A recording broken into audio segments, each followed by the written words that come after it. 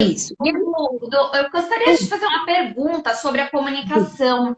Você estava Tá. falando sobre a paciente. Eu queria saber a respeito da comunicação, que é uma pergunta que a gente, né, como o gestor na área da fisioterapia, a gente às vezes é abordado pelos fisioterapeutas sobre a comunicação interpessoal entre os próprios profissionais na hora de conversar com essa família, esse cuidador, ou mesmo com o paciente, quando o paciente tem consciência, consciência, porém não entende o real diagnóstico da patologia.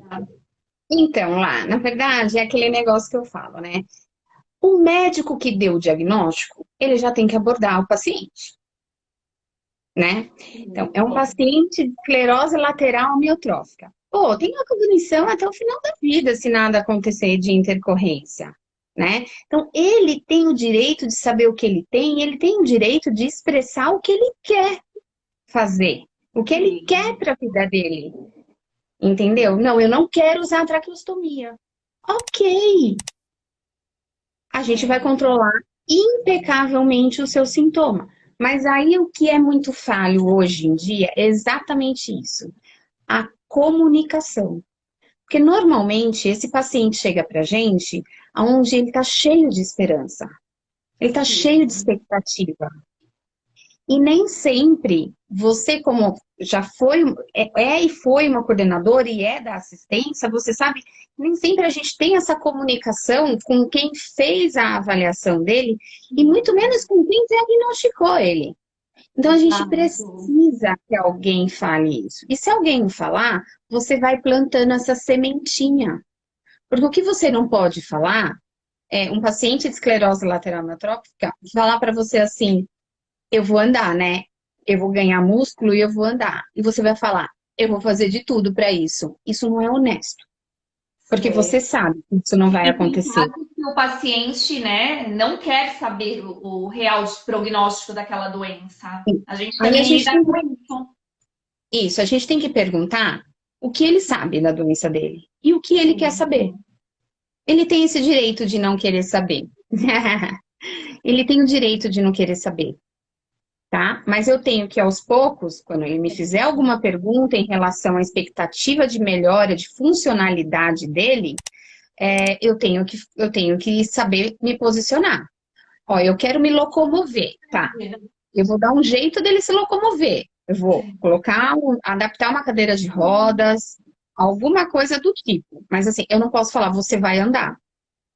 É igual um lesado medular, né? Eu não posso, mas não completa. Eu não posso falar. Não, mas eu quero voltar a andar porque eu quero ir na academia. Ok. O seu objetivo é ir na academia, eu vou te ajudar a fazer isso. Então, essa relação profissional é falha, tá? Muitas vezes é o médico que deveria abordar e a gente dá sequência. Quando o médico não aborda, quando a gente vê que realmente não foi abordado, o próprio paciente acaba sentindo. E cabe a nós também fazer essa comunicação, porque a gente está lá dentro, a gente está vivenciando isso, né? Então a gente tem que falar. Aí, se a família chega para você e fala assim, mas filha, eu tenho fé que ele vai andar. Sim.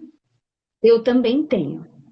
Eu também tenho fé. Respeito E eu pela vou crença, tentar. né? E eu Cada vou tentar. paciente, cada família, cada pessoa carrega em si uma parte espiritualizada que não cabe a nós, como profissionais, estar julgando, mas Julgar. sim E assim, respeitando. e eu vou te falar mais. A parte espiritual é assim, existe a espiritualidade e a religiosidade dentro dos cuidados paliativos. Tudo isso é muito importante, porque eu já tive paciente que falou assim, filha, eu quero ir na missa, eu quero ir no culto. E Top. aí, você tem que fazer tudo para você levar ele para o que ele quer. Às vezes pode ser o último pedido de vida dele, Último pedido. É. né?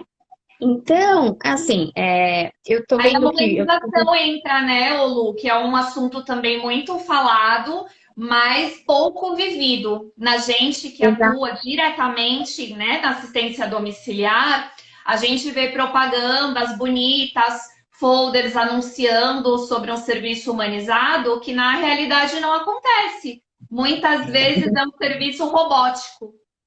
A gente tem que entender que cuidados paliativos não é lindo, não. E que nem É, tudo dá certo.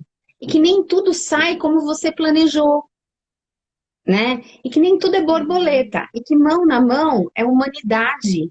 Mas quem cuidar do paliativo não é só isso. Você tem que trabalhar, você tem que controlar sintomas. Temos a fadiga, tem a dispneia.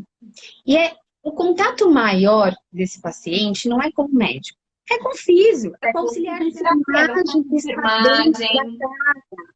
Às vezes chega ao ponto, ele não fala nada para a família e fala para esse auxiliar de enfermagem, que se tornou seu amigo. E tudo bem o auxiliar de enfermagem, que é um profissional, se tornar amigo dele. É melhor do que inimigo, porque ele que relação que vai ter, né?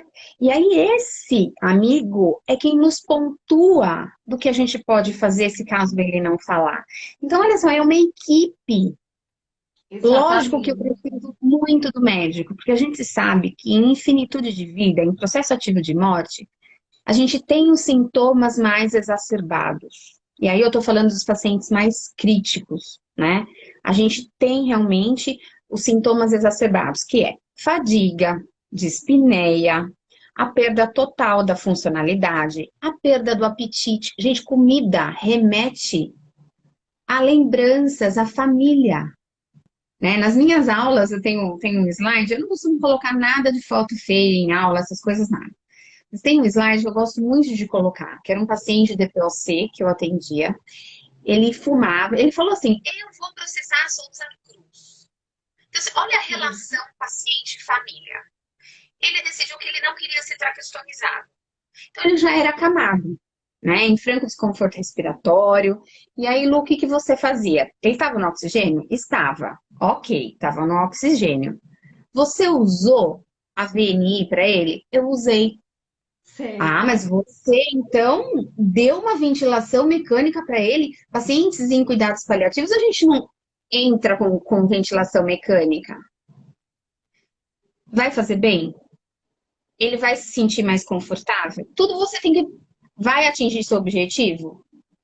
Se sim, ok, tudo bem. Põe o oxigênio e põe a VNI. Ele gostava de colocar VNI para assistir jogo de futebol, porque ele ficava nervoso durante o jogo de futebol. E ele tinha uma chácara, esse paciente. E ele plantava uva.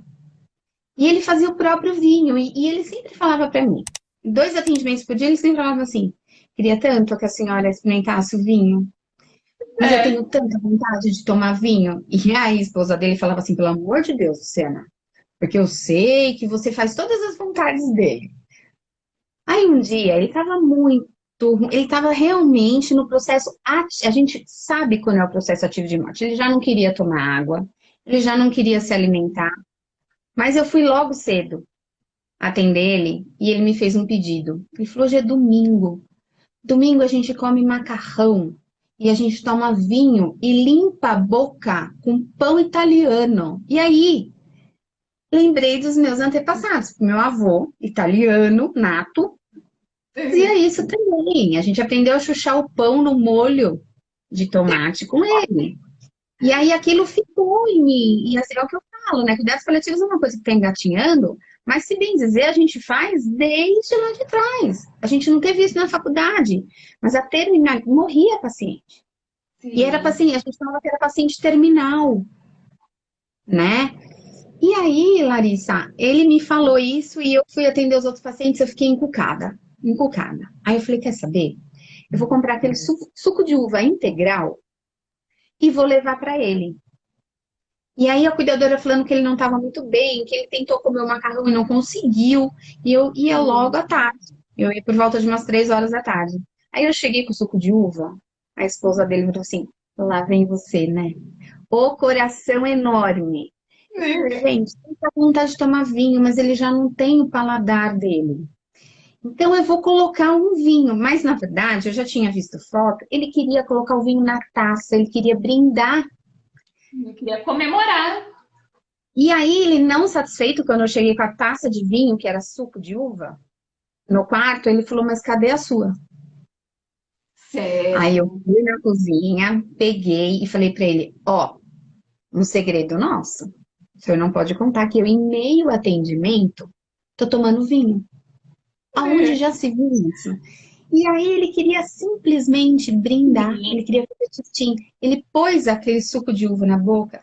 Assim, a expressão dele. Então, assim, eu tenho uma foto dele com o vinho, em aula que eu dou, com o vinho, e eu tenho uma foto afastada, e 2 horas depois que eu fui embora, ele partiu. Partiu. E feliz, e do jeito que ele quis. E existe isso dos últimos desejos. É o E a gente vínculo, né, Lu? Que é o você criou com vínculo. o paciente, com a família, com aqueles que estavam ali no cuidado, toda a equipe, porque eu acho que o grande fator, né, nos cuidados paliativos, além da comunicação, é a confiança e a criação dos vínculos, porque Exato. é algo que a gente observa também no home care como um déficit, a falta de vínculo entre os profissionais, com o paciente, com o cuidador, com a equipe multi. Muitas vezes é uma briga de egos, as pessoas esquecem que a gente está cuidando de um único paciente e que todos são profissionais envolvidos no cuidado daquele doente Que e é o que os foco do egos cuidado. precisam cair lá embaixo, porque o nosso intuito é ser uma equipe coesa, unida, aonde a gente está ali trabalhando pro paciente. Então, isso é algo que eu gostaria que você comentasse um pouquinho, porque é o que eu tenho visto na realidade desse nosso meio, e muito tem incomodado o meu coração, porque às vezes Mas profissionais estão levando problema na casa das famílias que já estão com doente, que já precisam ser acolhidas por esse processo de doença e por toda a evolução do tratamento. Eu gostaria que você comentasse um pouquinho. assim, eu vou ser bem sincera, eu trabalhei muito para home care, para empresa, para operadora. Hoje eu tenho os meus pacientes particulares, então eu trabalho muito com finitude de vida, eu monto dentro da casa, as auxiliares, o médico, eu tenho esse respaldo, porque eu preciso de medicação. Eu tenho que ter a comunicação com o médico, porque ele precisa me ajudar, porque eu, enquanto fisioterapeuta, eu só posso pontuar ele do que está acontecendo. Mas o opioide, a tal morfina que todo mundo tem medo, A indicação é né? prescrição médica. É prescrição médica. E se você não está afinado com essa equipe, se você não está afinado com a nutricionista que sabe quando ela tem que diminuir o volume de ingesta desse paciente que já está em finitude de vida, porque não adianta você encharcar ele, porque o organismo dele já está em falência múltipla, que esse líquido só vai fazer mal para a gente, né? E para o paciente, porque às vezes a agonia é de quem está do lado do paciente. Às vezes o paciente já não está mais nessa agonia, né? Então, assim, para trabalhar com cuidados paliativos, você tem que gostar. Porque se você não gostar de trabalhar com cuidados paliativos, é mais bonito você falar, olha, eu não consigo, né?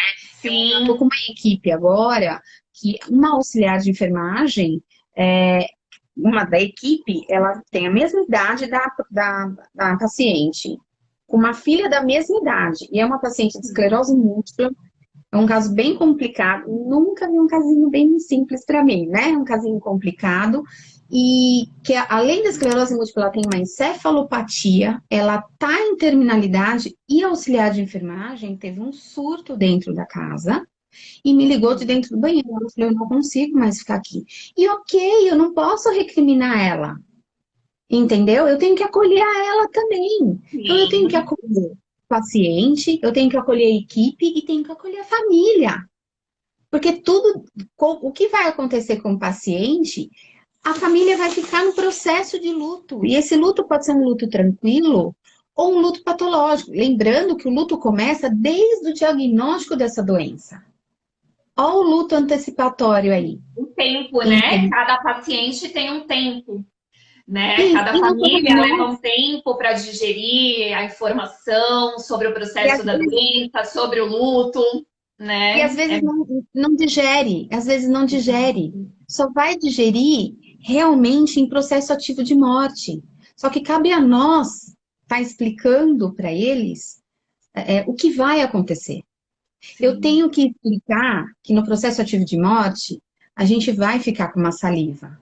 Mas, se eu tenho uma equipe inteirada, uma equipe que a gente se fala, que se dá bem e que é o foco do cuidado é o paciente, então assim, você está vendo olha o tanto de coisa que tem em cuidados paliativos. Sim. Ele vai medicar para diminuir essa quantidade de saliva que vai ficar, porque ele não vai engolir e ainda vai ter uma passagenzinha de ar. E aí a gente tem que explicar que a gente tem que tirar oxímetro, que a gente não vai verificar pressão, porque isso vai gerar uma agonia. Você coloca o oxímetro, está 88. Você coloca o oxímetro de novo, está 70. Meu Deus, mas você não vai fazer nada? Então, eu estou fazendo Exatamente. tudo. Eu estou aqui do lado, eu estou acolhendo todo mundo.